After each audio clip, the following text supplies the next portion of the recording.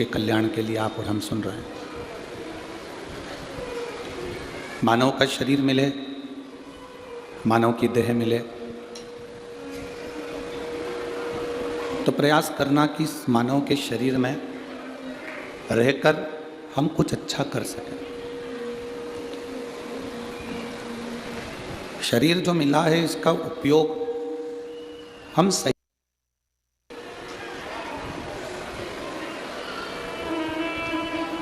केवल भोग विलास के लिए ये शरीर नहीं मिला।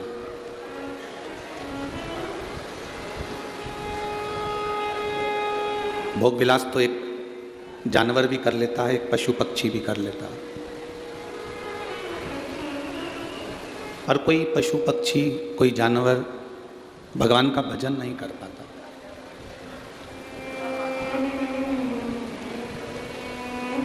इस शरीर से केवल भोग में डूबे रहना, वासना में डूबे रहना, तृष्णा में डूबे रहना, काम में डूबे रहना मूल नहीं है। इस शरीर के द्वारा जो 5 कर्मेंद्री भगवान ने दी है, 5 ज्ञानेंद्री भगवान ने दी है, और एक मन परमात्मा ने दिया है, ये 11 इंद्रियां जो हमको भगवान ने प्रदान करी है, इन इंद्रियों का सही उपयोग हम कर सकें। ये नेत्र दिए परमात्मा ने, भगवान का दर्शन करो, अच्छा दर्शन देखो। परमात्मा का दर्शन का मतलब क्या होता है कि मंदिर में जाके दर्शन करना, इसको दर्शन कहते हैं।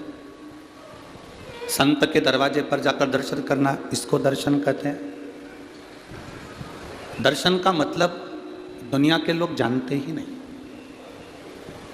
उन्होंने तो एक चीज़ बना कर रखी है कि हम मंदिर में जाएंगे तो दर्शन होगा, संत के दरवाजे जाएंगे तो दर्शन होगा, कथा में जाएंगे तो दर्शन होगा, कहीं सत्संग में पहुंचेंगे तो दर्शन होगा। शिव महापुराण में इस दर्शन की बात नहीं कही गई। शिव महापुराण में इस दर्शन का वर्णन नहीं किया गया। शिव महापुराण में दर्शन की जो बात कही गई है वो दर्शन की मूलता कही गई। दर्शन का मतलब क्या होता है कि मंदिर में जाकर भगवान का दर्शन करना, या शिवालय में जाकर भगवान का दर्शन करना, या कहीं संत के दरवाजे पर जाकर दर्शन करना, ना ना। शिव महापुराण में कहा गया आपके नज़दीक में जो रह रहा है, आपकी बहू हो, आपकी सास हो, आपका ससुर हो, आपका पति हो, आपकी पत्नी हो, आपका बेटा हो, आपकी बेटी हो, आपकी बहू हो, आपके काका जी हो, काकी जी हो, मामा जी हो, मामी जी हो, बुआ जी हो, फूफा जी हो, बहन बेटी, नाते रिश्ते, अड़ोसी पड़ोसी, कुटुंब, कबीला, मोहल्ला, खेड़ा, गांव, जिनसे आप मिल रहे। दर्शन का मतलब अपन कहते हैं कि भगवान का दर्शन करो। दर्शन का मतलब यह होता है कि हम जिससे मिलें उस समय हम परमात्मा को देख लें, तो समझो कि हमने दर्शन किया। अब हम पाषाण की मूर्ति में तो भगवान देख रहे हैं, वृक्ष में तो हम भगवान देख रहे हैं, कंकर में तो हम शंकर देख रहे हैं, नदी तालाब बावड़ी कुएं में तो हम भगवान देख रहे हैं। पर जरा विचार करिए, क्या हम इंसान में परमात्मा को, इंसान में भगवान को ढूंढने का प्रयास कर रहे हैं? हमने वो प्रयास करना छोड़ दिया। हम वो प्रयास नहीं कर। दर्शन का मतलब ये नहीं है कि आप मंदिर में गए तो भगवान का दर्शन करा। दर्शन का मतलब है जिससे मिले उसकी अच्छाई को हम देखें, ये दर्शन। शादी के पहले लड़की की कितनी अच्छाई हमको दिखती है। मेरी बेटी, जिससे मैंने लड़के की शादी पक्की करी, बहुत अच्छी लड़की है, पढ़ी लिखी है, ज्ञानवान है, सब जानती है, सिलाई जानती है, कढ़ाई जानती है, बुनाई जानती है। अपन जाते हैं तो आदर करती है, पानी पिलाती, प्रणाम करती, नमन करती, सब उसमें इतना संस्कार भरा हुआ है कि बहुत अच्छी लड़की है। शादी के पहले हमने उस लड़की में बहुत सारे गुण देखे। शादी के पहले हमने उस बच्ची में बहुत सारे गुण देख लिए। फिर शादी के 2 साल बाद, 6 महीने बाद, 1.5 साल बाद ऐसा क्या हो जाता है कि जिस लड़की में तुमने इतने गुण देखे उसमें अवगुण ही अवगुण नजर आते हैं। मेरा जितनी सासें बैठी हैं इनसे पूछना है, ऐसा बेटी में तुमने क्या अवगुण देख लिया? जिस लड़की में तुमने गुण ही गुण देखे फिर उसमें अवगुण क्यों देख रहे हो? और मेरा बेटियों से निवेदन है, जब तक शादी नहीं हुई थी तब आप कहते थे मेरी मम्मी बहुत अच्छी है, मेरी सास बहुत अच्छी है, फ़ोन लगाती है, बात करती है, अच्छे से व्यवहार करती है, मिलती है जुलती है, सब अच्छे से बोलती चालती है, खूब खूब आशीर्वाद देती है। शादी के 1.5-2 साल बाद वो सास तुम्हें बुरी क्यों लगने लगती है? मेरी जलगांव की जीजियों, मेरे जलगांव के जीजाओं, मेरी बेटियों, मेरे बेटाओं और मेरी माताओं, एक बात का स्मरण आपके अंदर रखना, जब तक हम किसी से मिलते नहीं हैं तो ललकता बड़ी रहती है, मिलने के बाद वो ललकता समाप्त हो जाती है। वो दुनिया के दूसरे लोग होंगे जो अपनी अपनी गादी से बैठकर कहते होंगे कि दर्शन करो तो मतलब मंदिर में करो। ये व्यासपीठ शिव महापुराण की पीठ है। इस व्यासपीठ को हम व्यासपीठ मानते हैं, पर उससे ज़्यादा ये मानते हैं कि ये शंकर भगवान का कैलाश पर्वत है जिस पर कथा बोली जा रही है। यहाँ जितने लोग रुकते हैं, कथा के पंडाल में जितने लोग रुकते हैं, मेरा चैनल वालों से, न्यूज़ वालों से उनसे निवेदन है, जब वो यहाँ से 7 दिन बाद जाएं तो उन रुकने वालों से उनके मन की बात पूछना कि 7 दिन जो कथा के पंडाल में रुके, उनको 7 दिन में एक ना एक दिन शंकर के आने का, शंकर के जाने का और शंकर की प्राप्ति का अनुभव हुआ कि नहीं हुआ, उनसे पूछो।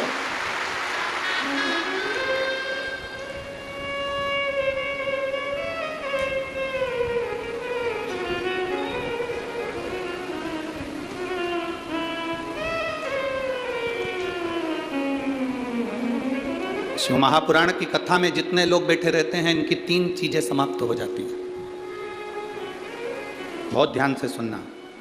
शिव महापुराण की कथा में जो कथा सुनने के लिए आता है 7 दिन 5 दिन, उसकी 3 चीजें समाप्त हो जाती है कथा सुनने पर। पहला, उसकी भूख। घर पर जितनी भूख लगती होगी, कथा के पंडाल में उतनी भूख नहीं लगती।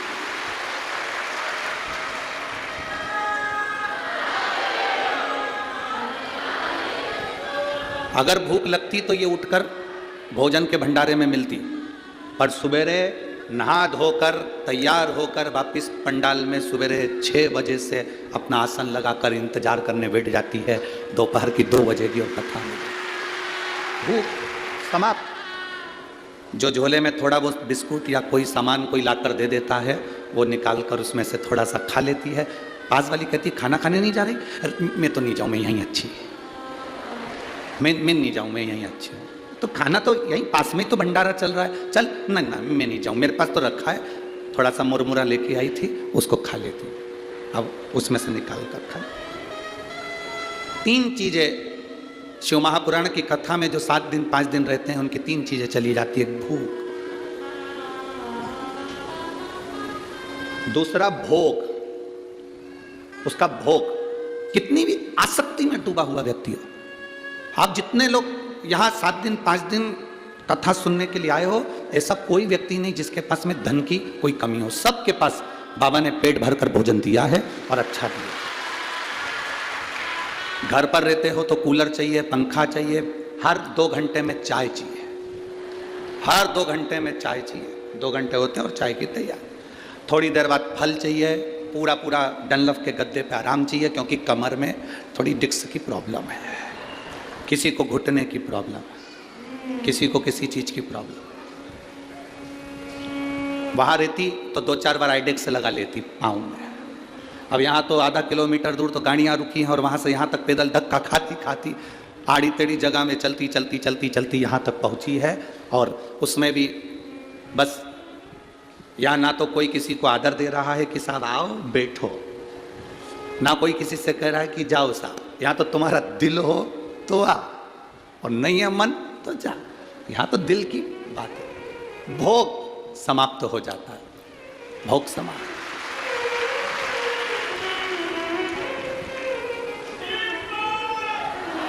तीसरे नंबर पर शिव पुराण सुनने पर भोजन हमारा जो करने की, हमारी जो घर में आराम से चाय, अचार, ठेसा,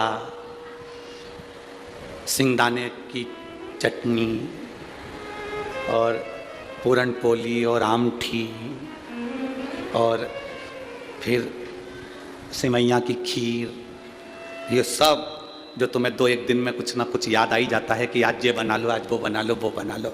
7 दिन में भोजन छूट जाता है, तुम्हारी रुचि से तुम नहीं खा पाते, जो भोले बाबा तुमको दे देता है वो खा लो। भूख गई, भोग गया, भोजन गया, 3 चीज चली। और जिसकी ये 3 चीजें कथा में चली जाए, समझ लो तुम्हें शिव को मिलने में देरी नहीं लगेगी। मिल गया, शिव मिलने में देरी नहीं है, फिर वो मिला, शंकर मिल गया। उसकी प्राप्ति का केंद्र बिंदु है भगवान की भक्ति।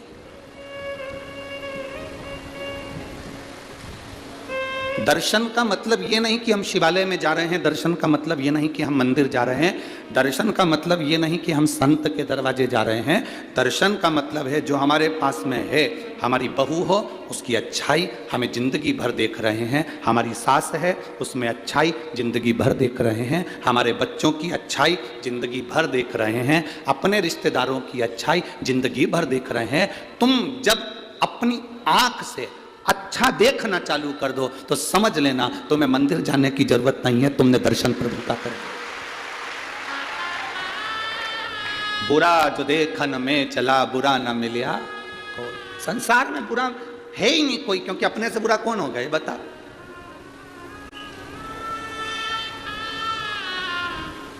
सांप काट लेता है तो उसका इलाज हो सकता है, बहुत ध्यान देना महाराज। बिच्छू काट ले तो उसका इलाज हो सकता है, कुत्ता काट ले तो उसका इलाज हो सकता है, जानवर काट ले तो उसका इलाज हो सकता है, पर इंसान को काट ले तो इलाज नहीं हो सकता। हम ऐसे काटने की बात नहीं कर रहे हैं कि तुम किसी को काट लो, इस काटने की नहीं। जिसके भीतर नफरत भरी हुई है और अंदर से व्यापार काट रहा है, तरक्की देखकर जल रहा है और उसको नीचे गिराने का सोच रहा है, समझ लो कि वो काट रहा है। जितना जहर सांप के विष में नहीं है, जितना जहर बिच्छू के डंक में नहीं है, उससे ज्यादा जहर आज के आदमी के अंदर भराता चले जा रहा है, एक दूसरे को देख देख कर जहरीला।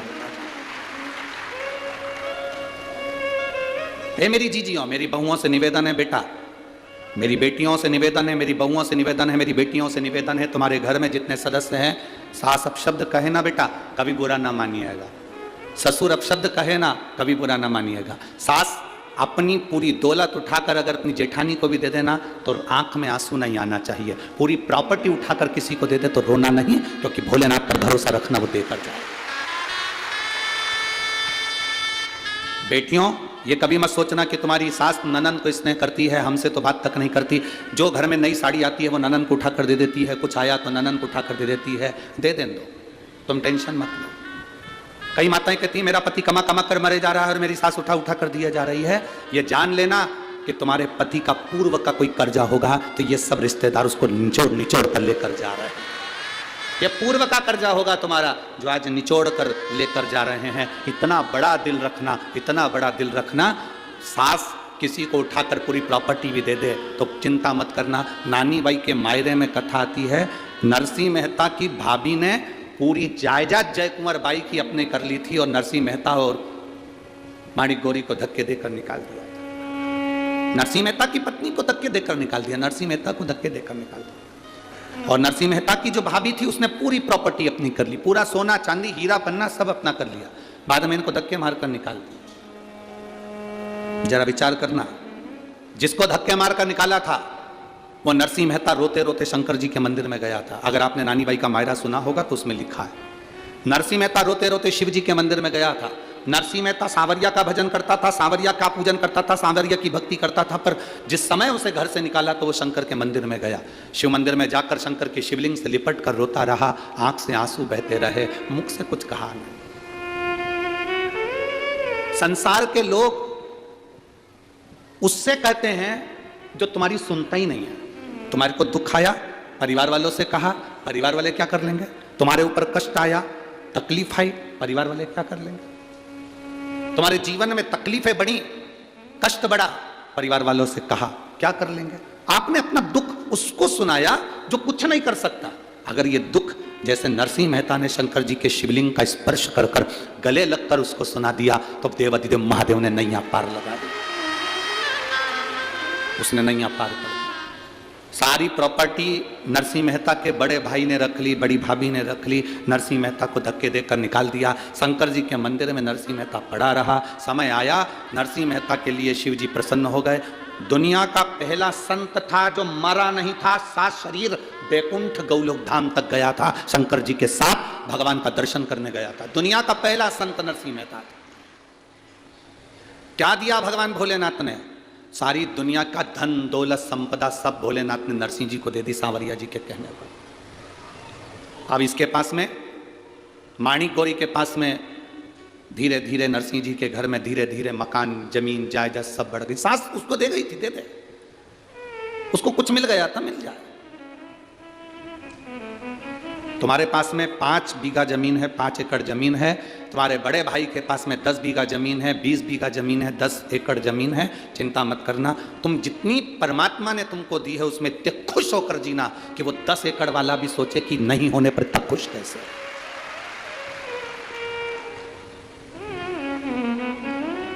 आज हमारे वो सूरत वाले सोमानी जी आए थे, तो वो कह रहे थे, गुरुजी एक हमारी पास वाली में कोई पड़ोस में रहती है और वो बहुत साधारण है, बहुत साधारण, बहुत दुखी है, शायद जिंदगी में सबसे ज्यादा दुखी वही है। उसने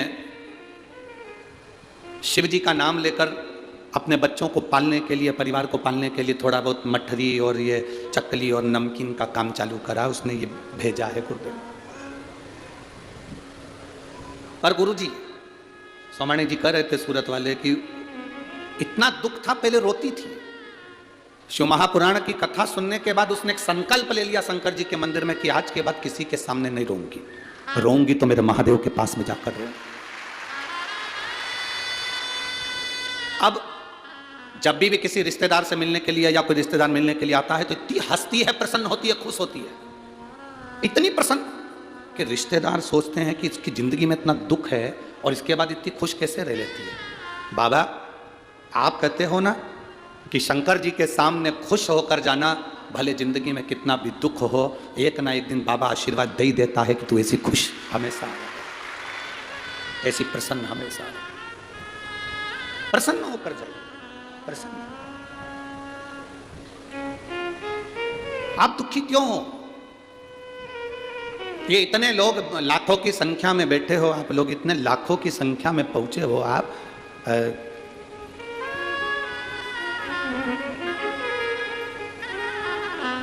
कल सरकारी आंकड़े के हिसाब से 4 से 5 लाख लोग कल की कथा में, पहले दिन की कथा में पहुंचे थे।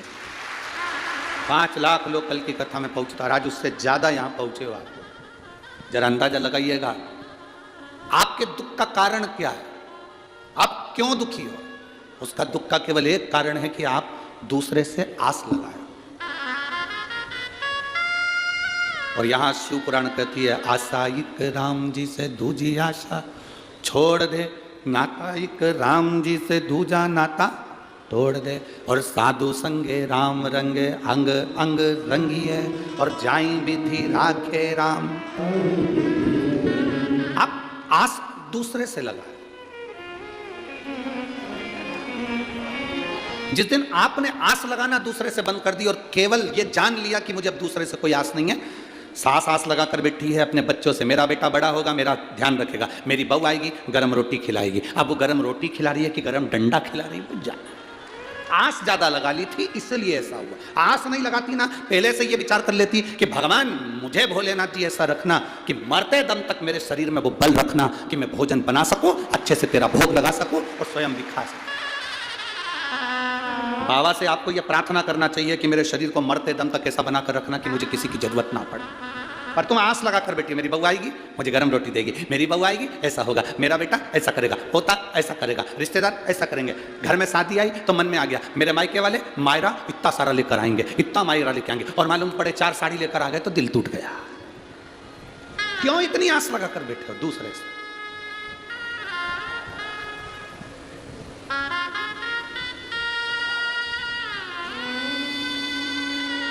बहुत सारी आस नहीं लगाना, आस लगाना तो मेरे बाबा से लगा कर बैठना।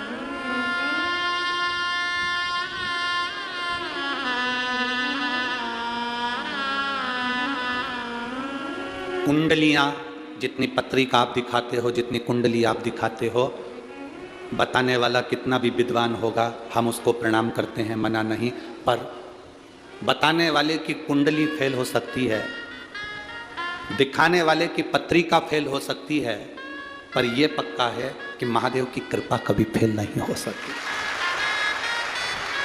महादेव की कृपा कभी फेल नहीं।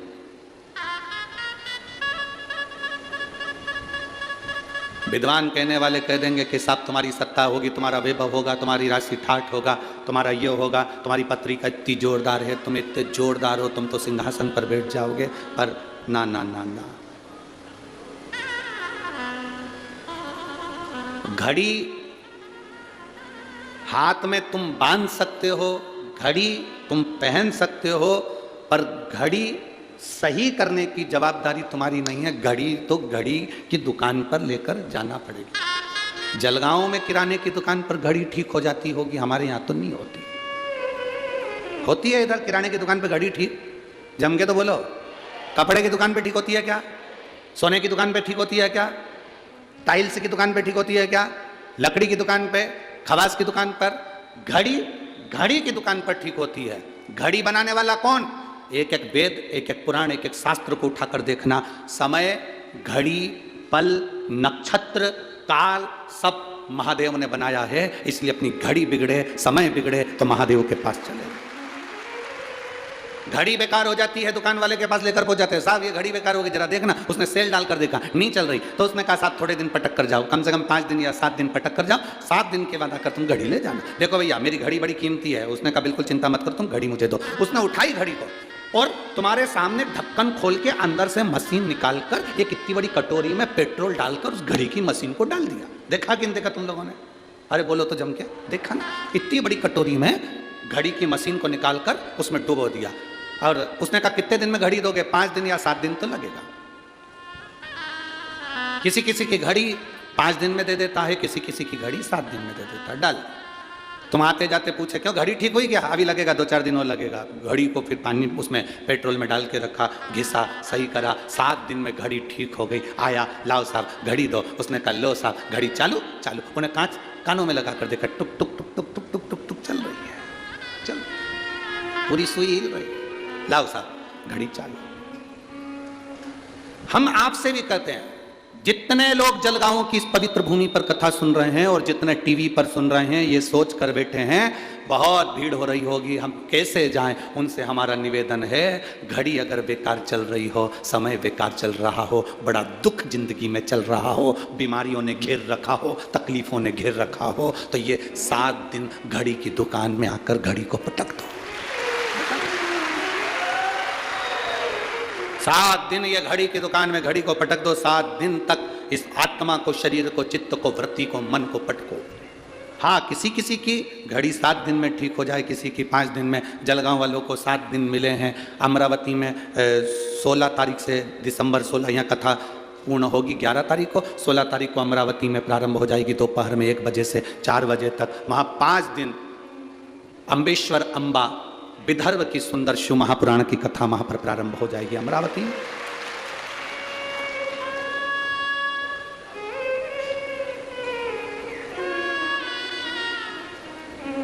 जो अपनी समय को यहां नहीं दे पाए वो वहां अपना समय परमात्मा को देने का।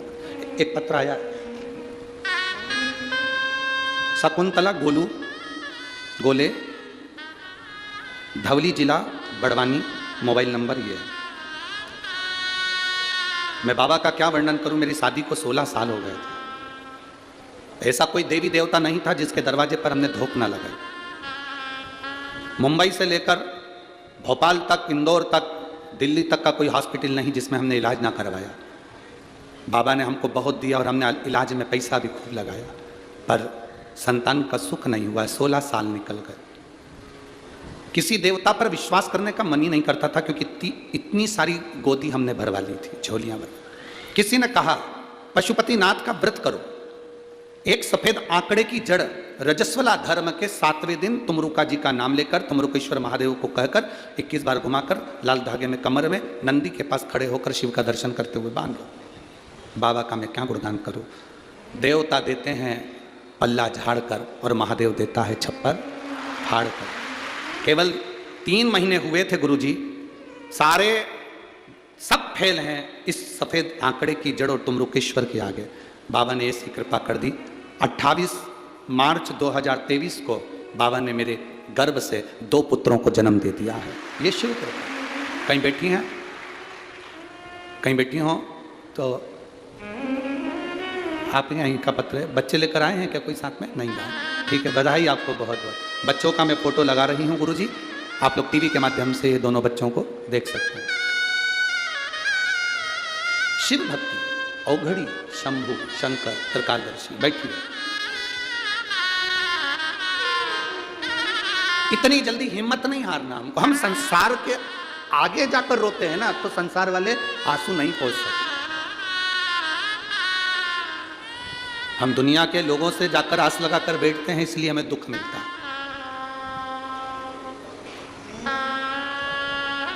हम दुनिया से आस लगाए ना, इसलिए दुख मिला। और इस पत्र में उस बेटी ने लिखा कि आखिरी बार जब सब दूर से आस खत्म हो गई, तब मैंने भगवान शंकर का पशुपति व्रत किया, उस पर विश्वास किया, आस लगा।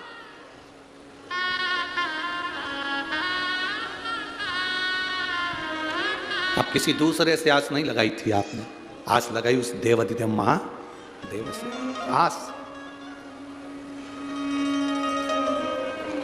और लगन तुमसे लगा बैठे जो होगा देखा जाएगा, तुम्हें अपना बना बैठे जो होगा देखा जाएगा। आस लगा ली और बाबा ने वो आस फिर तोड़ी नहीं, बाबा ने वो आस फिर छोड़ी नहीं, फिर वो बाबा ने आस निभाई। थोड़ा बहुत तो मेरा बाबा देता ही नहीं है। तुम 1 मंजिल का मकान मांगते हो, वो 2 मंजिल बना के ही छोड़ता है, 2 मंजिल बनाकर ही छोड़ता है। थोड़ा बहुत तो देता ही नहीं है, बहुत कृपालु। बस आपका विश्वास प्रबल हो, सब में अच्छा देखो। कोई तुमसे कहे कि दर्शन का मतलब क्या होता है, तो आप उसको कह देना दर्शन का मतलब होता है सब में अच्छा देखना, हम किसी में बुरा ना देखें।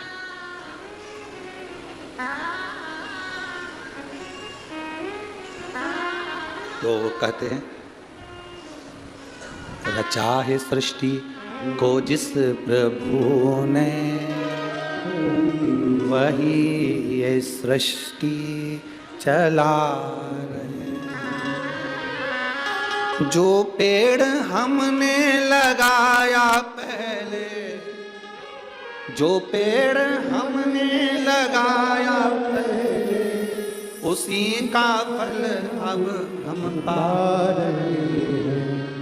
रचा है सृष्टि को जिस प्रभु ने, वही ये सृष्टि चला। उस पर भरोसा कर लो, इतना पक्का भरोसा, फिर वो टूटे ना, फिर वो छूटना नहीं चाहिए। इतना प्रबल भरोसा होना चाहिए, इतना प्रबल। एक लड़का कोमा में चले गए, देखो। मेरा नाम कांता संजय बागुल है, मैं जलगांव की निवासी हूँ। मेरा मोबाइल नंबर ये है, कहीं बैठी हैं हाथ हिला सकती हैं। अगर कहीं बैठी हो, मेरा नाम कांता संजय बागुल है, मैं जलगांव की निवासी हूँ। मेरा मोबाइल नंबर ये है, कहीं बैठी हो तो हाथ हिला सकती हैं। कहीं पर बैठी हो तो हाथ हिला सकती हैं। मेरा नाम कांता संजय बागुल है, मैं जलगांव की निवासी हूँ। मेरा मोबाइल नंबर ये है। मैं कहना चाहती हूँ कि बाबा की कृपा क्या है।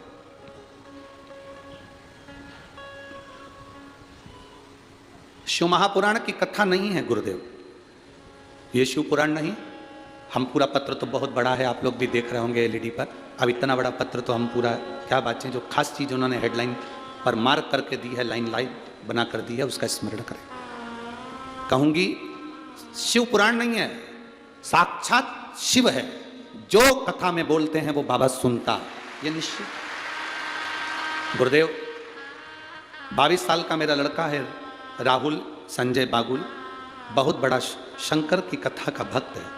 पर बाबा आप कहते हो ना, दुनिया में सबको अपना अपना दुख आता है और वो काटना आपको ही है। छींक आपको आई है, आपको छींकना है। खांसी आपको आई है तो आपको खांसना, दुख आया आपको है तो आपको मिटाना। उसको ब्रेन हेमरेज हो गया। 22 साल का मेरा लड़का राहुल संजय बागुल, उसको ब्रेन हेमरेज हो गया। तुरंत डॉक्टर के पास जब लेकर गए तो मालूम पड़ा ब्रेन हेमरेज है। ऑपरेशन के लिए कहा गया। ऑपरेशन करने के बाद डॉक्टर ने कह दिया था कि हो सकता है ये कोमा में चले जाए और इसकी सुध चली जाए, ये जिंदगी भर पलंग पर पड़ा रहे। ठीक भी हो सकता है, पर 90% चांस यही रहते हैं कि कोमा में चले गया व्यक्ति तो जिंदगी भर ठीक नहीं होता। मेरे लड़के का हमने ऑपरेशन करवाया, वो कोमा में चले गया, पड़ा रहा, ना हाथ हिलता ना पाँव हिलता, आंख में से आंसू बहता रहता। सारे इलाज फीके पड़ गए। गुरुजी 22 साल का मेरा लड़का, करूं तो करूं क्या? स्वयं डॉक्टर कह रहा है। अभी डॉक्टर क्यों कहेगा, जरा विचार करिए। स्वयं डॉक्टर कह रहा है मेरी पत्नी कोई सीहोर वाला महाराज है उसकी कथा सुनती है। स्वयं डॉक्टर कह रहा है मेरी पत्नी कोई सीहोर वाला महाराज है उसकी कथा सुनती है। आप अपने बच्चे को अब घर ले जाओ, इतने दिन तक कब तक पटक के रखोगे, घर पर सेवा करो। हम उसे 10 दिन बाद घर पर लेकर आ गए। उसके कानों में डॉक्टर के कहने से हमने हेडफोन लगाया, शिव महापुराण की कथा टीवी पर चलाई, उसको हेडफोन लगाकर सुनाते रहे।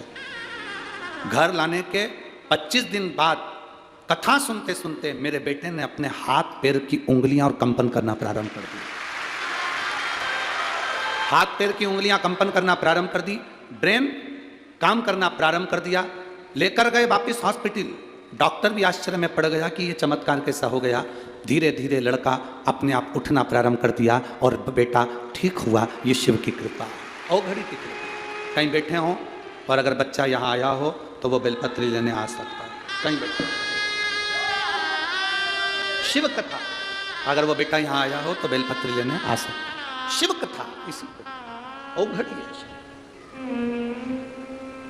जिस लड़के ने आंख खोल कर आंख में से आंसू निकलते हो, शरीर पड़ा है, ब्रेन का ऑपरेशन हो गया हो, काम ना कर रहा हो, कोमा से निकल ही नहीं रहा हो, हेडफोन लगाकर शिव कथा अंदर प्रवेश कर गई। कितने रोग, कितनी बीमारी है जीजियों। हम तो पूरे पत्र नहीं पढ़ पाते, आपको भी दुख होता होगा। इतने इतने पत्र गुरुजी के पास आते हैं, पढ़ते नहीं। अब पत्र पढ़ें तो कथा कब बाचे।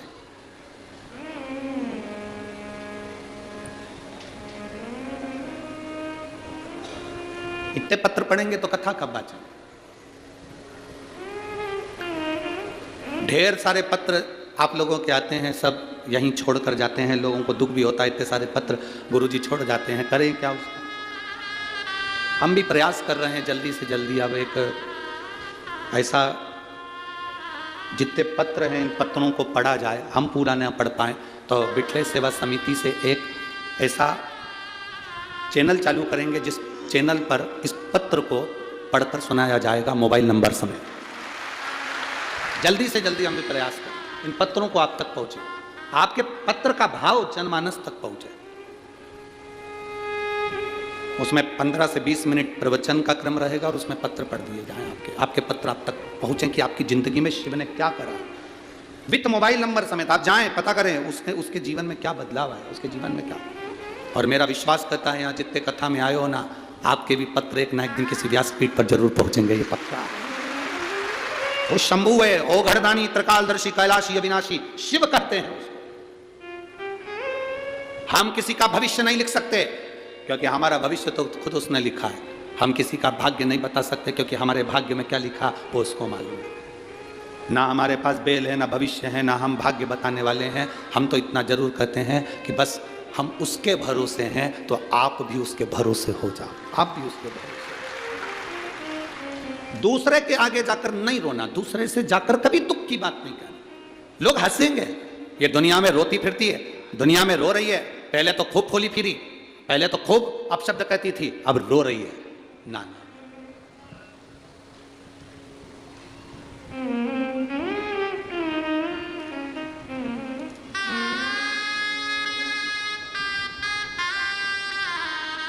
जब कोई बीमारी व्यक्ति को घेरती है ना, तो उसके परिवार वाले ही कहना चालू कर देते हैं, अच्छा है कर्मदंड भोग रही है, खूब करती थी ना हरकत, इसलिए भोग रही है। शिव महापुराण की कथा कहती है तुम्हें किसी के कर्म को बखानने का हक मेरा महादेव नहीं देता है। मेरे महादेव ने तुम्हें किसी के कर्म को बखानने का हक नहीं दिया। आप दूसरे को कह रहे हो कि अच्छा है, भोग रही है, उसने ऐसा करा इसलिए। हो सकता है आपको भोगना पड़ जाए, फिर दूसरा कहेगा तो अच्छा लगेगा, ना कहिए। बल्कि भगवान भोलेनाथ जी से एक लोटा जल चढ़ाकर प्रार्थना करो, मेरे 3 घर छोड़कर कोई रहता है, उसके यहाँ पर बीमार है, मेरे बाबा मेरा आज का चढ़ाया हुआ जल उसके पति को ठीक कर दे, उसकी पत्नी को ठीक कर दे। एक बार शिव महापुराण की कथा में पहले कहा था, 1 लोटा जल हफ्ते में आप 1 लोटा जल भगवान को अपने लिए मत चढ़ाया करो, 1 लोटा जल हफ्ते में जो हमारी भारत की बॉर्डर पर खड़े हुए भारत के सैनिक हैं उनके लिए चढ़ाया। भारत की बॉर्डर पर खड़ा हुआ सैनिक के लिए 1 लोटा जल चढ़ना चाहिए। ये भारत की रक्षा में लगने वाला स्वास्थ्य कर्मी, चाहे डॉक्टर हो, चाहे पुलिस हो, चाहे कोई हो, वो अपनी सेवा देता है। कहीं ना कहीं किसी ना किसी रूप में उसकी भी जनहानि होती है। कोरोना जैसी महामारी ने जब अपने रिश्तेदार अपने को छोड़ दिए, तब वो पोछा लगाने वाले, झाड़ू लगाने वाले, गरीब बड़े जो हॉस्पिटल में झाड़ू पोछा करते हैं, उन्होंने हमको दवाई खिलाई और हमारा उपचार किया, उनके लिए 1 लोटा जल चढ़ना चाहिए। सारे लोग अपने अपने घर में थे, पुलिस का एक एक व्यक्ति रोड पर तैनात था कोरोना काल में, और वो भी किसी का पति था, वो भी किसी का बाप था, वो भी तो खड़ा रहा। डॉक्टर अपना काम, नर्स अपना काम कर रही थी, कोई हॉस्पिटल से नर्स या डॉक्टर नहीं चले गए थे, उनके लिए भी 1 लोटा जल होना चाहिए। अपने लिए दुनिया जीती है, हम दूसरे के लिए तो जीना सीखे। मेरे शंकर भगवान दूसरे के लिए जिए, अगर खुद के लिए जिए होते तो अमृत पीते, पर सबके लिए जिए इसलिए विष पी गए और महादेव कहला गए। स्वयं खा लेना सुकृति है, छुड़ाकर खा लेना विकृति है, और बांट कर खाना ये मेरे भारत देश की संस्कृति है। अपने लिए तो दुनिया जीती है साहब, स्वयं के लिए जिए तो क्या जिए।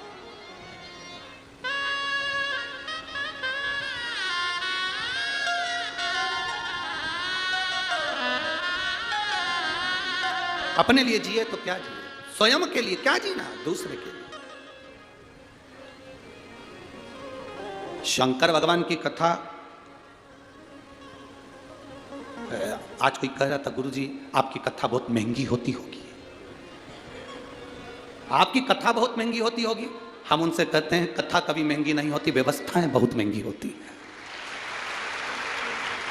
कथा महंगी नहीं होती है, व्यवस्था, टेंट लगाया, पंडाल लगाया, साउंड बुलाया, लाइट जलाई, जनरेटर चलाया, लोग आए, पानी पिलाया, भोजन कराया, व्यवस्था बैठने की, उठने की, खाने की, पीने की, रहने की, ये महंगी है। कथा महंगी नहीं होती, व्यवस्था महंगी होती है। कथा तो भगवान शंकर जो कुंभज ऋषि से सुने थे, कथा जो वेद व्यास जी ने कही थी, वो कथा आज तक महंगी नहीं हुई। कथा तो निरंतर चलती रहती है, व्यवस्थाएं महंगी करना पड़ती है। कितनी बड़ी टीम लगी है जलगांव की, यहाँ पर चौधरी जी से पूछे कोई यहाँ पर कि कितनी बड़ी टीम लगी होगी, कितने प्रशासन के लोग लगे हैं, कितना पुलिसकर्मी, चाहे वो यहाँ का नगर निगम, नगर पालिका, स्वीपर, ये वो सेवादार, झाड़ू वाले, लाइट वाले, साउंड वाले, कितना टीम लगा, कितना। वो जगदीश से पूछो, भरत जी से पूछो, चौधरी जी से, उनको मालूम हो। यहाँ पालक मंत्री जी बैठे हैं, इनसे पूछो कि व्यवस्थाएं करने में कितना कितना लगना पड़ता है। व्यवस्थाएं करना बहुत कठिन। लाखों भक्त आते हैं और लाखों भक्त जाते हैं, शंकर के भरोसे आते हैं और शंकर के भरोसे जाते हैं। शिव के भरोसे आ रहे हैं, शिव के भरोसे जा रहे हैं, भगवान की भक्ति के साथ में। शिव महापुराण की कथा कर रही है, दर्शन को समझे हम, दर्शन की मूलता को समझे हम, दर्शन के महत्व को समझे हम कि दर्शन क्या है। दर्शन वो नहीं कि हम, दर्शन की मूलता वो नहीं है कि हम मंदिर में गए और दर्शन कर लिया। दर्शन की मूलता वो नहीं कि हम कहीं गए संत साधु का दर्शन कर लिया। दर्शन की मूलता वो नहीं कि हम तीर्थ गए और दर्शन कर लिया। दर्शन की मूलता वो है कि हम भगवान के उस स्वरूप को संपूर्ण जनमानस में देखें, भगवान के उस स्वरूप को संपूर्ण जनमानस में, भगवान के स्वरूप को हम संपूर्ण जनमानस में देखें, वो दर्शन। महाराज चप्पे चप्पे में है झांकी भगवान की, कोई सूझ वाली आंख ही पहचान।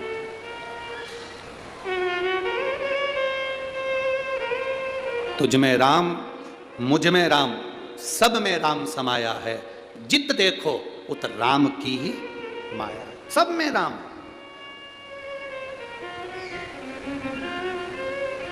अब एक बात आपसे पूछें, ए जलगांव की जीजियां, उत्तर दोगी क्या? जम के तो बोलो जरा, दोगी ना? ठीक है।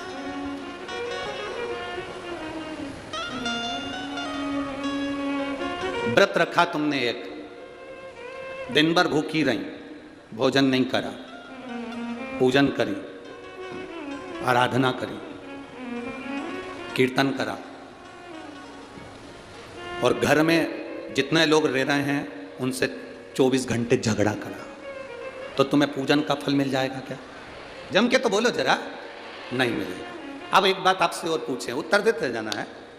तुमने मंदिर भी नहीं गए, भजन भी नहीं करा, उपास भी नहीं रखा और कुछ नहीं करा, और घर में जो रह रहे थे रोज लड़ती थी, आज मन करा कि आज मुझे किसी से, अब मैंने कथा सुन ली, अब मैं क्रोध नहीं करूंगी, किसी को अपशब्द नहीं कहूंगी।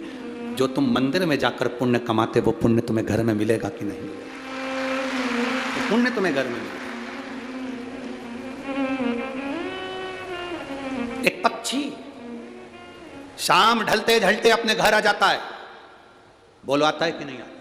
तुम्हारे दरवाजे के बाहर आवारा कुत्ता भी घूमता रहता है, तो रात होने पर अपने ओटले पर आ जाता, अपने घर के बाहर आ जाता।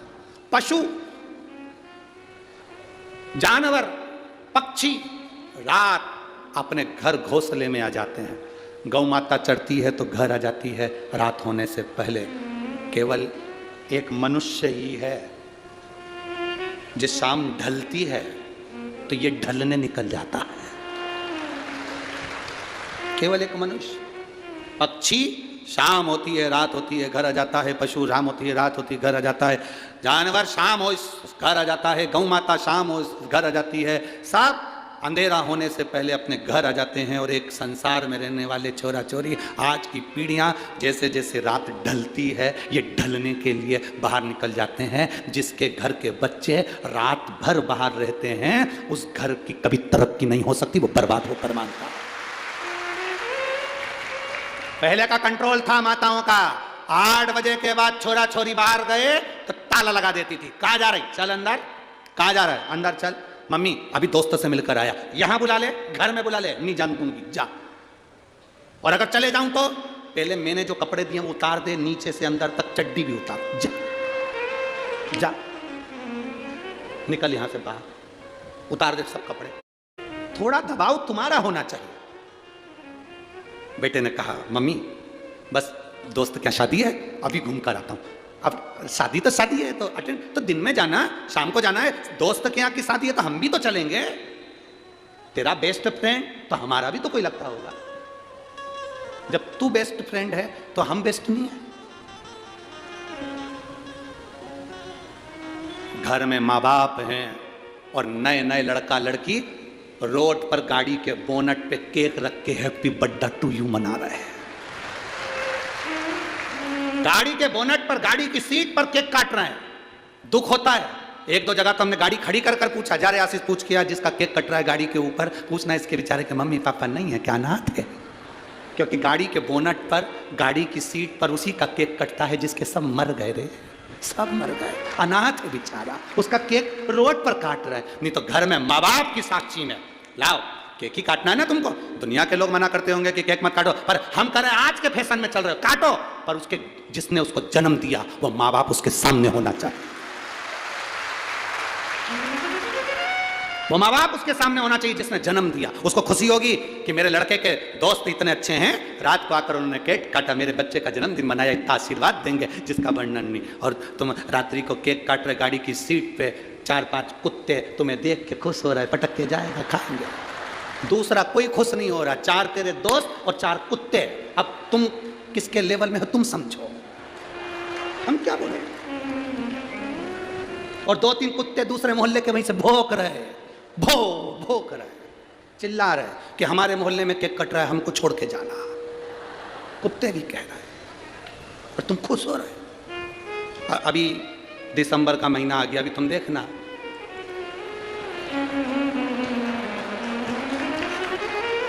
अभी तुम देखना,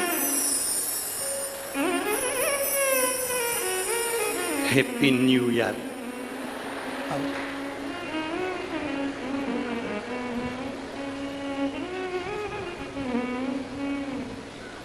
क्या करें?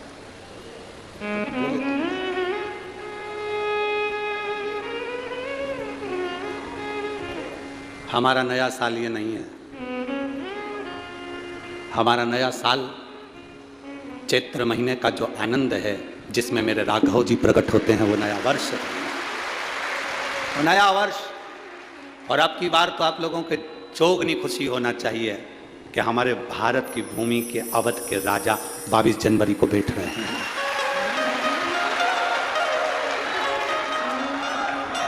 भारत की भूमि के अवध के राजा 22 जनवरी को बैठ रहे हैं। ये प्रसन्नता होना चाहिए पूरे भारत देश में। अपने अपने दरवाजे को सजा लो, रंगोलियां डाल लो। जब राम आए थे तो दीपावली मनाई गई थी, वो दिवाली 22 जनवरी को मनना चाहिए। अवध में राम बैठे, समझ लेना कि अब हमारा राजा बैठ रहा है इस भारत की भूमि को संभालने के लिए। सहज नहीं, बस अब उसको बैठने में देरी नहीं है। खूब खुशियां मनाओ, आनंद पाओ। हमने भी सोचा है 22 जनवरी को जब राम जी अवध में बैठेंगे तो कुबेरेश्वर धाम को भी दियों से, लाइटिंग से, रेजर लाइटिंग से खूब सज्जित किया जाएगा। खूब सुंदर सुंदर आयोजन कुबेरेश्वर धाम पर भी 22 जनवरी को। आनंद की लहर, आनंद। आप लोग अयोध्या नहीं जा सकते तो सीहोर आ जाना हो। तो 22 जनवरी को वहाँ भी बहुत आनंद के साथ एक दिवसीय खूब रात्रि को लाइटिंग महोत्सव, बाबा का अभिषेक, पूजन अर्चना खूब धूमधाम से कर, भक्ति के साथ शिव तत्व की प्राप्ति। महाराज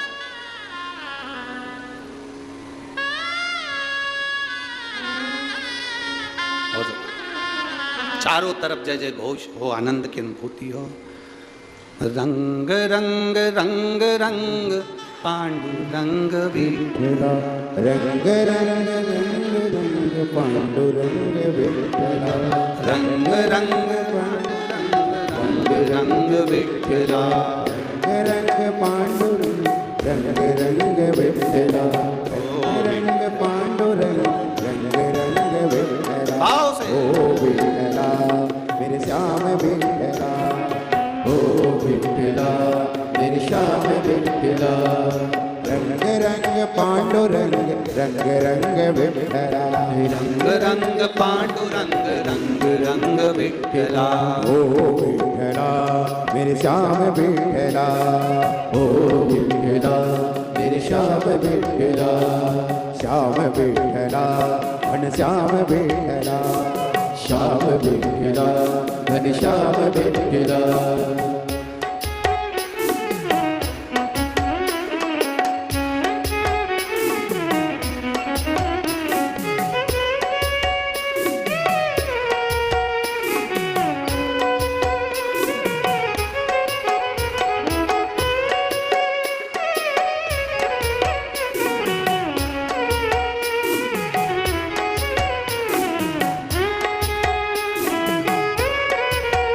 जय हो।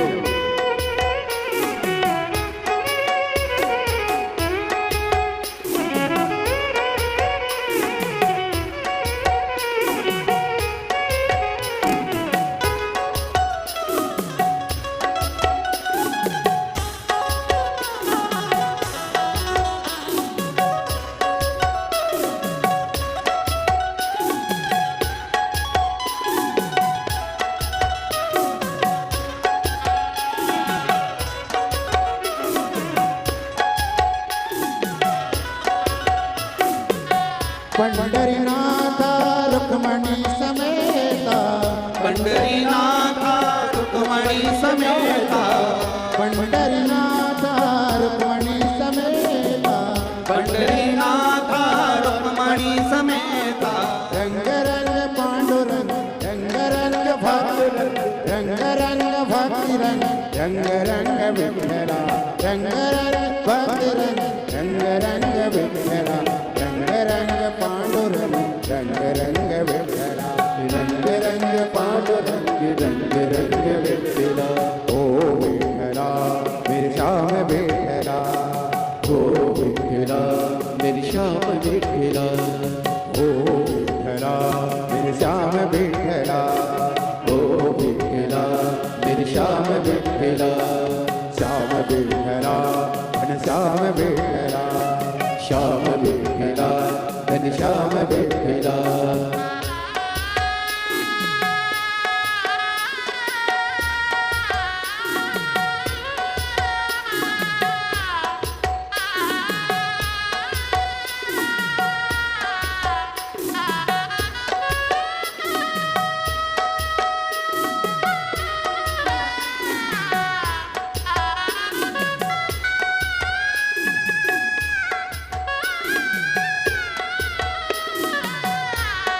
राधे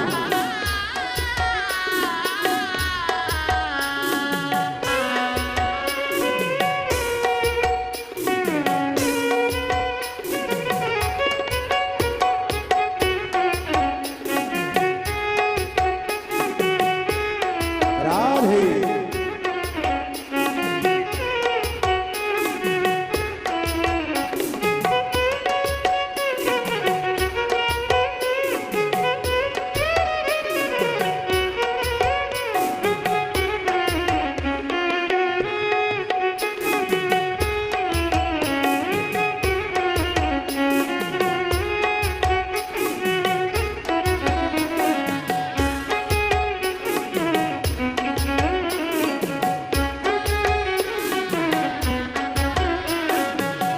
पंढरपुर में पंढरपुर में आप विराजे, पंढरपुर में आप विराजे, पंढरपुर में आप विराजे, पंढरपुर में आप विराजे, आप विराजे थाने रुकमा साजे, आप विराजे थाने रुकमा साजे, पंढरपुर में पंढरपुर में आप विराजे, पंढरपुर में आप विराजे, आप विराजे थाने रुकमा साजे, आप विराजे थाने रुकमा साजे, रंग रंग भक्त रंग रंग विठ्ठला, रंग रंग भक्त रंग रंग विठ्ठला, रंग रंग पांडुरंग रंग रंग विठ्ठला, रंग रंग पांडुरंग रंग रंग विठ्ठला, ओ विठ्ठला मेरे श्याम विठ्ठला, ओ विठ्ठला मेरे श्याम विठ्ठला, श्याम विठ्ठला घनश्याम विठ्ठला, श्याम विठ्ठला घनश्याम विठ्ठला।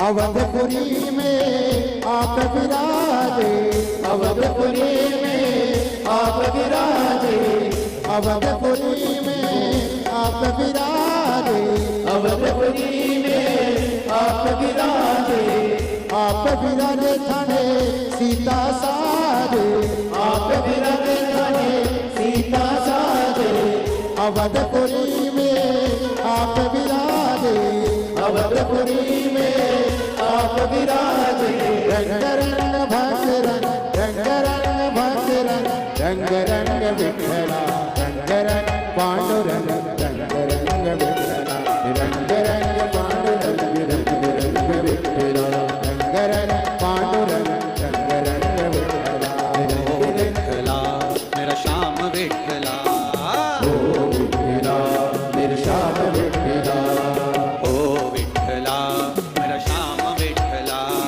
ओ विठला मेरे श्याम विठला, ओ रंग रंग पांडुरंग रंग रंग विठला, रंग रंग पांडुरंग रंग रंग विठला, ओ रंग पांडुरंग रंग रंग विठला, रंग रंग पांडुरंग रंग रंग विठला, पंढरपुर आप विराजे, पंढरपुर में आप विराजे, आप विराजे थाने रुक्मा साजे, आप विराजे थाने रुक्मा साजे, पंढरपुर में आप विराजे, पंढरपुर में आप विराजे, आप विराजे थाने रुक्मा साजे, आप विराजे थाने रुक्मा साजे, रंग रंग भक्त रंग रंग विठला, रंग रंग भक्त रंग रंग विठला, ओ विठला मेरा श्याम विठला, ओ विठला मेरी श्याम विठला, श्याम विठला मेरा श्याम विठला, श्याम विठला मेरा श्याम विठला, ओ विठला मेरा श्याम विठला, ओ विठला मेरा श्याम विठला, ओ विठला मेरा श्याम विठला, ओ विठला मेरा श्याम विठला, ओ विठला मेरा श्याम विठला, ओ विठला मेरा श्याम विठला, बोल विठ्ठल पांडुरंगा भगवान की जय। हर हर महादेव। अपने स्थान पर बैठकर भगवान शिव जी से अपने मन की बात बड़े भाव के साथ दिल से बाबा से प्रार्थना करिए। भाव से बाबा से, हृदय की बात, दिल से प्रार्थना।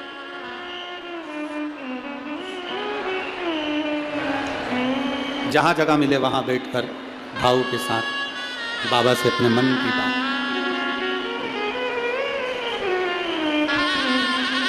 जितने कार्यकर्ता खड़े हैं वो भी बैठकर बाबा से प्रार्थना करो। बार बार ये मौका जलगांव नगर में नहीं मिलता। बहुत दिल से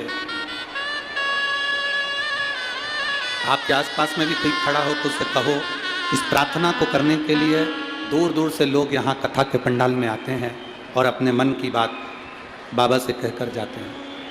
मौका मिला है, आप भी बाबा से अपने मन की बात भाव के साथ, दिल के साथ, हृदय के साथ करिए।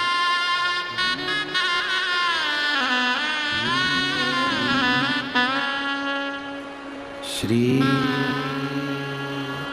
शिवा नमस्तु, श्री शिवा नमस्तु, श्री शिवा नमस्तु, श्री शिवा नमस्तु, श्री शिवा नमस्तु। भोला सब दुख काटो, ओ भोला सब दुख काटो। शिव शंकर जपो तेरी माला, भोले बाबा जपो तेरी माला। भोला सब दुख काटो, ओ भोला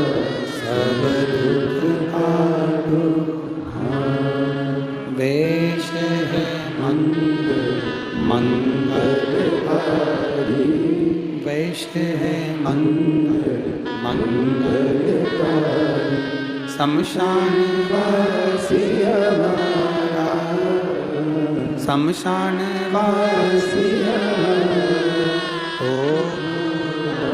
सब दुख काटो ओ सब दुख काटो। शिव कथा कह रही है, भगवान शंकर का संवाद कर रहा है। ब्रह्मा जी को थोड़ा सा अहम आया। अभी आपको कथा में कहा था कि अच्छा देखो, अच्छा मिलेगा। ब्रह्मदेव नहीं देख पाए। ब्रह्मा जी के भीतर थोड़ा सा अहंकार जागृत हो गया, अहम जागृत हो गया। ब्रह्मदेव के भीतर अहंकार। भगवान विष्णु से पूछा, इतना बड़ा, भगवान विष्णु से पूछा आपके पिता कौन है? भगवान विष्णु ने कहा मेरे पिता स्वयं देवाधिदेव महादेव है। स्वयं शिव पिता? हाँ। परीक्षा करने के लिए, पिता को जानने के लिए एक पर्वत को घुमाया और उस पर्वत से शिवलिंग की आकृति उत्पन्न हुई।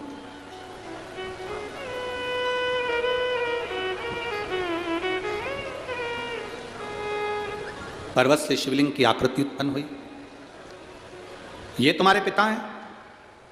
भगवान विष्णु ने कहा ये मेरे पिता हैं। इन पिताजी का सिर कहाँ है?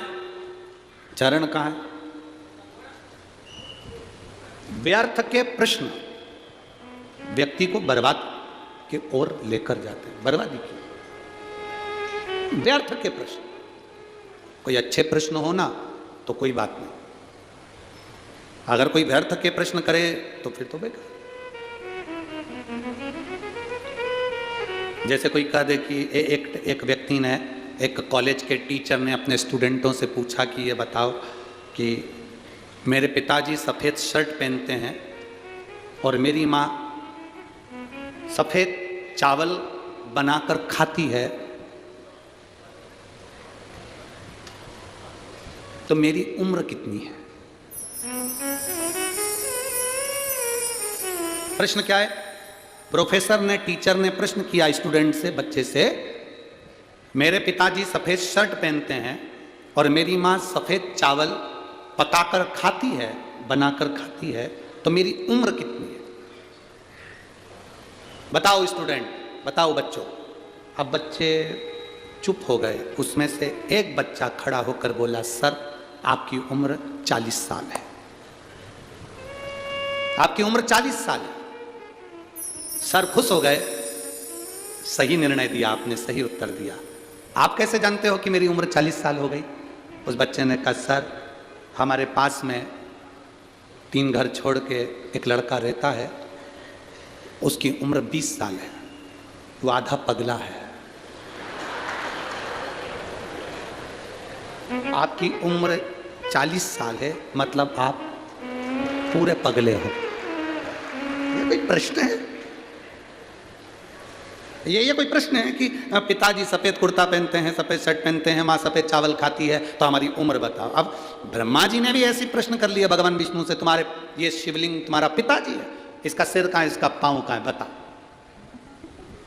अब ऐसे फालतू के प्रश्न करोगे तो फिर बाद में कष्ट तो भोगना ही है।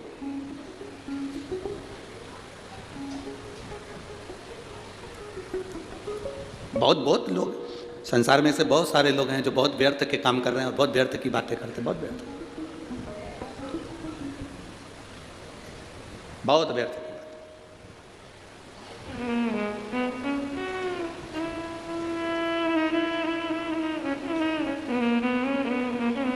अब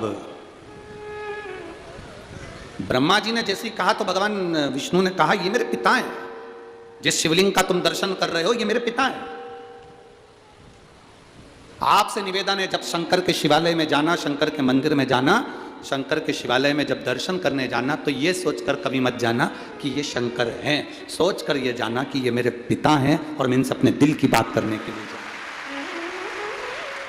ये मेरे पिता हैं, इनसे मैं अपने दिल की बात, अपने हृदय की बात करने के लिए जाऊँ। ये मेरे पिता। जब हम कथा में रोज कहते हैं ना कि जब कथा पूर्ण हो, आप लोग इतनी इतनी दूर से आते हो, 200 500 रुपये खर्च करके आते हो, समय निकाल कर इतनी दूर पहुंचते हो, बड़ी मुश्किल से ट्रैफिक में से निकल कर यहाँ पहुँचे हो, तो हम हमेशा कहते हैं जब आरती पूर्ण हो, कर्पूर गौरम हो, आरती होने के बाद भूमि को प्रणाम कर कर उसकी रज अपने हृदय से लगाकर उसको प्रणाम कर कर फिर जाओ। क्यों?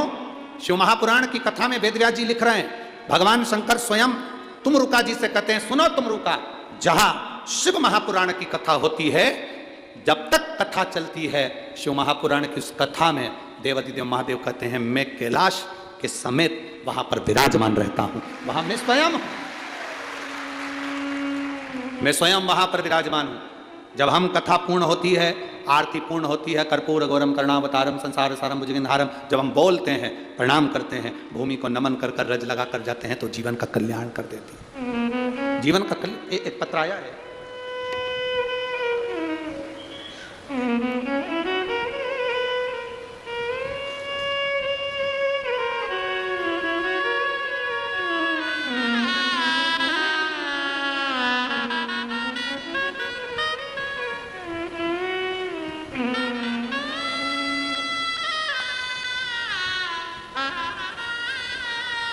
मैं दीपक सतीश सोनबड़े, दशरथ नगर, जिला जलगांव। कहीं बैठे हो तो हाथ हिला सकते हैं, कहीं बैठे हो तो हाथ हिला सकते हैं। मोबाइल नंबर मेरा ये है, मैं दीपक सतीश सोनबड़े, दशरथ नगर, जिला जलगांव। लाइन लिखिए उन्हें, आप लोग पत्र चैनल के माध्यम से हमारे साथ में पढ़ सकते हैं। एलईडी पर पत्र दिख रहा होगा, आस्था चैनल वाले आस्था चैनल पर पढ़ सकते हैं। मोबाइल नंबर मेरा ये है, मैं दीपक सतीश सोनबड़े, दशरथ नगर, जिला जलगांव। लुटा दिया संसार काशी वाले ने, कर दिया माला माल काशी वाले ने। गुरुजी लोग कहते हैं पंडाल में कथा सुनने से क्या होता है, वहां बैठकर श्री शिवाय नमस्तुभ्यम मंत्र बोलने से क्या होता है, कथा पूर्ण होने पर रज को अपने हृदय से लगाकर जाने पर क्या होता है। मैं बोलता हूं, जो मंत्र बोलकर पंडाल में व्यासपीठ के सामने जो बोला जाता है वो दुनिया में कहीं नहीं हो सकता, वो यहाँ होता है, वह सब यहाँ होता है। गुरुदेव, मेरे भाई पिछले 2 साल से बैंक की नौकरी के लिए प्रयास कर रहे थे, कई समय से वो बैंक की नौकरी का एग्ज़ाम भी दिए थे, पर उनका कभी रिजल्ट नहीं आया। गुरुदेव, सभी रिजल्ट कभी नहीं आए। मैंने उनसे कहा चल पंडाल में शिव पुराण की कथा है, वहाँ पर थोड़ा बहुत जो लोग कचरा पटक कर चले जाएं उसको उठाकर बोरी में भरकर कहीं साइड में रख देना, सेवा करना, जितना बन सके लोगों को पानी की बोतल भर के दे देना, पिला देना, जैसा बन सके उतनी सेवा करना। जब कथा चले 3 घंटे, एक जगह पर जहाँ जगह मिले वहाँ बैठकर सुन लेना। मेरे भाई ने मेरा कहना माना, मेरे साथ पंडाल में कथा सुनने के लिए आया। कल कथा का प्रथम दिन था, शाम के 4 बजे जब पंडाल में श्री शिवाय नमस्तुभ्यम का जाप अपने पहली बार, आप गुरुजी टीवी पर देखना, पहला जाप अपने 4 बजे कराया था। शायद आज भी पहला जाप 4 बजे ही हुआ है, ठीक है। कल आपने प्रथम जाप 4 बजे कराया था। जाप करते समय मेरे भाई ने और मैंने अपने भाई के नौकरी के लिए बाबा से प्रार्थना करी थी। गुरुदेव, 1 जनवरी 2022 को मेरे भाई ने एक एग्जाम दिया था बैंक का। कल मेरा भाई शाम को 4 बजे जाप करा और वहीं जाप करने के 20 मिनट बाद कॉल आ गया कि तुम्हारा ज्वाइनिंग लेटर घर पहुंच गया।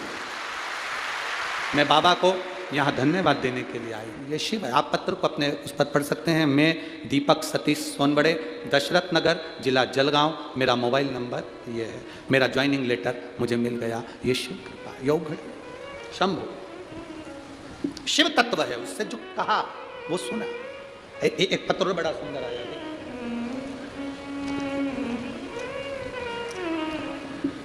मेरा नाम स्वाति किशोर शिंदे है। पोस्ट उंदीर के जिला, क्या लिखा है? उंदीर रखे के। तुम समझ गए क्या? बस तो फिर बात खत्म हो गई। ठीक है, कहीं बैठी हैं क्या? स्वाति किशोर शिंदे कहीं बैठी हो तो हाथ हिला सकती हैं। मेरा नाम स्वाति किशोर शिंदे। आप लोग पत्र मोबाइल पर और आपके टीवी पर स्क्रीन पर पढ़िए साथ में। मेरा नाम स्वाति किशोर सिंधे है, जिनका फोटो भी लगाया गया है, अगर वो आई हों तो हाथ हिला सकती हैं, ठीक है। पोस्ट डैश डैश डैश, ठीक है। जिला जलगांव महाराष्ट्र, तहसील पारोला, मोबाइल नंबर ये। 2022 में जुलाई के महीने में पता चला कि मेरे शरीर में गठान हो गई। गठान का इलाज चल ही रहा था कि शरीर में बहुत सारी गठान हो गई। बहुत सारी गठान देखी तो शरीर बहुत बुरा सा लगने लगा। हम डॉक्टर को दिखाने के लिए गए तो जब ख्याल आया कि इसको डॉक्टर को दिखाना चाहिए, क्योंकि गले में गठान और बड़ी सी हो गई थी। दिखाया, धूलिया में सिद्धिविनायक अस्पताल में चेक कराने के लिए गए। डॉक्टर ने कहा एक गठान निकालना पड़ेगी, उसकी चेकअप होगा। गठान निकाली गई, चेकअप के लिए भेजी गई तो ब्लड कैंसर था, और ब्लड कैंसर भी 4th स्टेज का था। आप लोग पत्र में पढ़ रहे होंगे, पत्र में लिखा है 4th स्टेज का कैंसर है। फिर डॉक्टर ने कहा तुम्हें केमो लगाना होगा।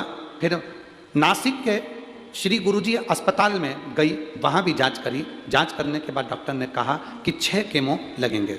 फिर मैंने 2022 अगस्त में पहला केमो लिया। फिर घर आकर किसी पड़ोसन से कहा, पड़ोसन ने कहा कि मंदिर जाया करो, बाबा से प्रार्थना करो, चढ़ा हुआ जल लाकर आचमन करा करो, बेलपत्र भी खाया करो। मैं वैसे ही करती गई।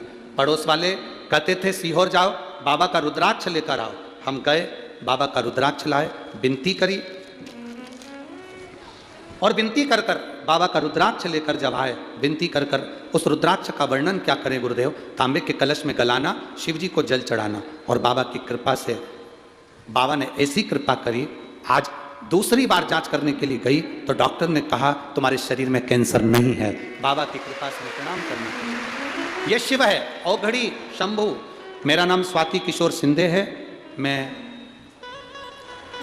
ठीक है, और जलगांव, जिला जलगांव, तहसील पारोला, महाराष्ट्र की रहने वाली हूँ।